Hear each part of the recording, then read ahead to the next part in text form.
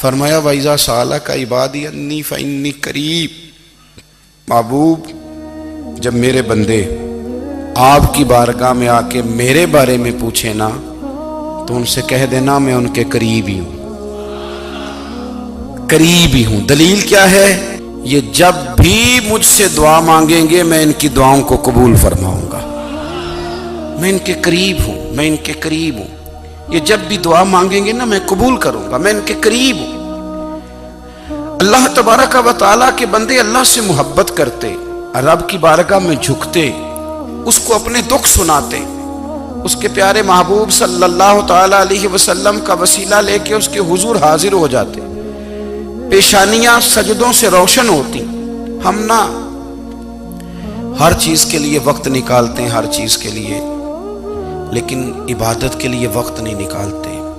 ہر شے آباد ہے، ہر شے، ہماری فیس بک بھی آباد ہے، واٹس ایپ بھی آباد ہے، ہمارے ٹویٹر بھی آباد ہیں، ہماری ہر چیز آباد ہے۔ سب سے کم آباد ہمارا مصلی رہ گیا ہے، سب سے کم۔ وہ لوگ اب ڈھونڈنے سے ملتے ہیں جن کی بغل میں مصلی ہوتا تھا۔ میرے بھائی آپ کتنا کو دنیا کے پیچھے بھاگو گے تھکا دے گی، کتنا دولت کے پیچھے بھاگو گے تھکا دے گی۔ آپ جب اپنی زندگی میں جمع تفریق کرو گے نا تو مرتے وقت احساس ہوگا کہ سارا کچھ تو لوگوں کے لیے کیا، اپنے لیے تو کر ہی کچھ نہیں سکے۔ اور ہم عبادت کے معاملے میں بہانے بازی بھی کرتے ہیں۔ ہم کہتے ہیں اوہو رزق کمانا بھی تو عبادت ہی ہے نا، تو میں حلال روزی کے لیے جا رہا ہوں، یہ بھی تو عبادت ہے نا۔ میری طرح کے لوگ کہہ دیتے ہیں کہ میں سویرے اٹھ کے مدرسے میں کچھ اسباق دیکھتا ہوں تو یہ بھی تو عبادت ہے، میں بیان کرنے کے لیے مطالعہ کرتا ہوں تو یہ بھی تو عبادت ہے نا، اتنے لمبے سفر کر کے ملک میں دنیا میں گھومتا ہوں تو یہ بھی تو میں عبادت ہی کر رہا ہوں۔ اب اسپیشل نفلوں کے لیے وقت کس طرح نکلے، اسپیشل کر کے تسبیح میں کیسے چلاؤں، میں سارا کچھ ہم بہانے بنا لیتے ہیں نا۔ میرا سوال یہ ہے کہ یہ ساری باتیں صحابہ کو، نبی کریم کو، دیگر لوگوں کو بھی تو پتہ تھی نا، لیکن آپ غور تو کریں 23 سال حضور کو وقت ملا، مختصر وقت ظاہراً تبلیغ کرنے کے لیے، پوری دنیا میں دین بھی پھیلانا ہے۔ گھر میں 11 ازواج ہے، 4 بیٹیاں ہیں، ان کی اولادیں، سارے کام کاج بھی دیکھنے، لیکن سیدہ طیبہ طاہرہ حضرت عائشہ صدیقہ رضی اللہ تعالیٰ عنہ فرماتی ہیں سارا دن تبلیغ کرتے، ہر غلام کے دکھ سنتے، گھر میں آتے تو اپنے گھر والوں کا خیال کرتے، کام میں ہمارا ہاتھ بٹاتے۔ قربان جاؤں، کہتی ہیں زمانہ سارا سو جاتا لیکن آمنہ کے لال مصلی بچھا لیتے۔ دنیا سو گئی، ساری سب سو گئے، جو خدام تھے، وہ جو غلام تھے وہ سو گئے۔ صحیح مسلم نے لفظ ملیں گے، سیدہ پاک فرماتی ہیں او میرے نبی کے غلاموں، میں نے یہ رنگ بھی دیکھا ہے کہ حضور نے اتنا کھڑے رہے، اتنا قیام کیا، اتنا قیام کیا کہ مقدس پیروں میں ورم آ گئے، سوج گئے پیر، اتنے بڑے۔ دل پہ ہاتھ رکھ کے نہیں بتا سکتا کہ میرے کبھی نماز میں پیر سوج گئے، کوئی نہیں بتا سکتا۔ بچوں کی روٹی کماتے تھک گئے بات الگ ہے، ہم سیر کرنے گئے تو تھک گئے بات الگ ہے، لیکن عبادت میں یہ بھی تو مسلم شریف ہے نا، یہ بھی تو دین ہے نا، یہ بھی تو حضور کی سنت ہے، یہ بھی تو وہ چیز ہے جو کریم کی آنکھوں کی ٹھنڈک ہے۔ سیدہ فرماتی ہیں پیروں میں ورم آ گئے، اور ساری رات ہی حضور نے نماز پڑھی اور ایک ہی آیت بار بار دہرائی۔ مسجد نبوی میں بلال حبشی نے فجر کی اذان دے دی اور حضور ابھی مصلی پہ تھے، کریم فارغ ہوئے، میں نے عرض کی یا رسول اللہ صلی اللہ علیہ وسلم آپ کے تو صدقے اللہ اگلے پچھلوں کے گناہ معاف کرے گا، تو آپ اتنی آہوزاری کیوں فرماتے ہیں؟ آپ تو شفیع ہیں، آپ تو انبیاء کے امام ہیں۔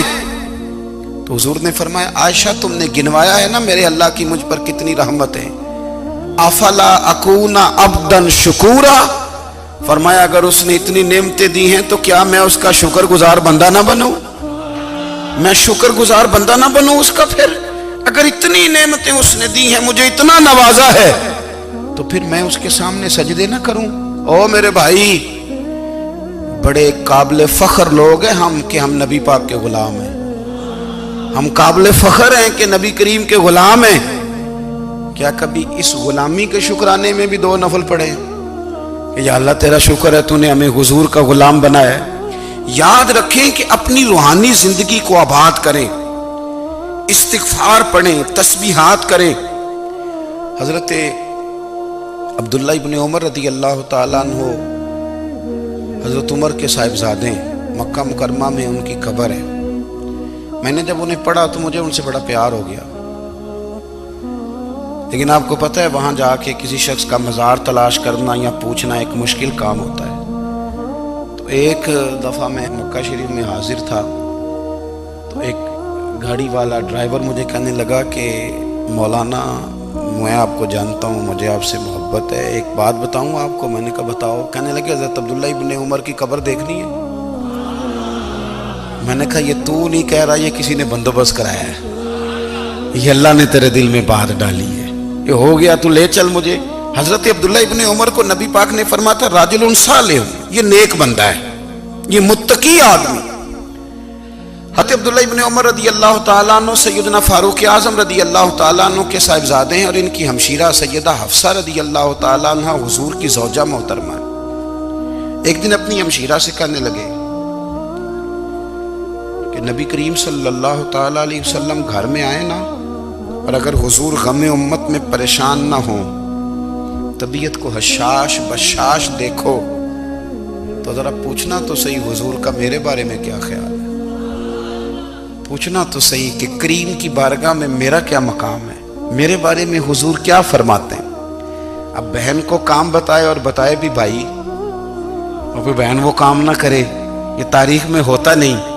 حضرت عمر فاروق رضی اللہ تعالیٰ عنہ کی صاحبزادی ام المومنین رضی اللہ تعالیٰ عنہ فرماتی ہیں کہ میں تو بس منتظر تھی، انہوں نے تو کہا تھا نا کہ اگر تم حشاش بشاش دیکھو تو بات کرنا، لیکن حضور تشریف لائے، میری باری تھی، میرے گھر تشریف لائے، کھانا پیش کیا تو فوراً میں نے عرض کی حضور ایک بات پوچھنی تھی۔ تو حضور نے فرمایا پوچھئے۔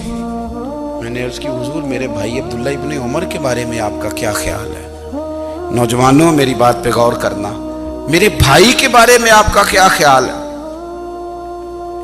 تو نبی کریم صلی اللہ تعالیٰ علیہ وآلہ وسلم نے میری طرف دیکھا، اور پھر حضور زیر لب تھوڑا مسکرائے، اور بریلی کے امام کہتے ہیں کہ حضور مسکرا دیتے تھے نا تو جو بڑا دکھی ہوتا تھا وہ بھی ہنس پڑتا تھا۔ اب سوال پیدا ہوتا تھا کہ پھر تو اس مسکراہٹ کے لیے انتظار کرنا پڑتا ہوگا کئی مہینے کہ حضور مسکرائیں تو رونے والے ہنسیں، تو اعلیٰ حضرت فرماتے نہیں، انتظار نہیں کرنا پڑتا، یہ مسکراتے رہنا تو حضور کی عادت ہے۔ جس کی تسکین سے روتے ہوئے ہنس پڑے، اس تبسم کی عادت پہ لاکھوں سلام۔ یعنی یہ تو عادت ہے حضور کی مسکراتے رہنا، اس کے لیے انتظار نہیں کرنا پڑتا۔ بھائیو آپ خیال رکھیں گے، غور کریں گے، حضرت عبداللہ ابن عمر رضی اللہ تعالیٰ عنہ کے بارے میں پوچھا تو سیدہ فرماتی ہیں کہ نبی کریم صلی اللہ تعالیٰ علیہ وسلم نہ زیر لب مسکرائے اور فرمایا حفصہ تیرا بھائی ہے تو اچھا، لیکن میں نے سنا ہے کہ عشاء کی نماز پڑھتا ہے تو فجر تک سویا ہی رہتا ہے۔ او نوجوانوں، 10 بجے تک سونے کی بات نہیں ہوئی، 9 بجے تک سونے کی بات نہیں ہوئی، 11 بجے اٹھنے کی بات نہیں۔ حضور فرمانے لگے میں نے سنا ہے کہ عشاء کی نماز پڑھ کے سو جاتا ہے اور فجر تک سویا ہی رہتا ہے، اسے چاہیے کہ تہجد کے وقت اٹھا کرے، اللہ کی بارگاہ میں حاضر ہوا کرے، آہوزاری کرے، سجدے کرے، عبادت کرے، اٹھتا ہے اور فجر میں جا کے اٹھتا ہے۔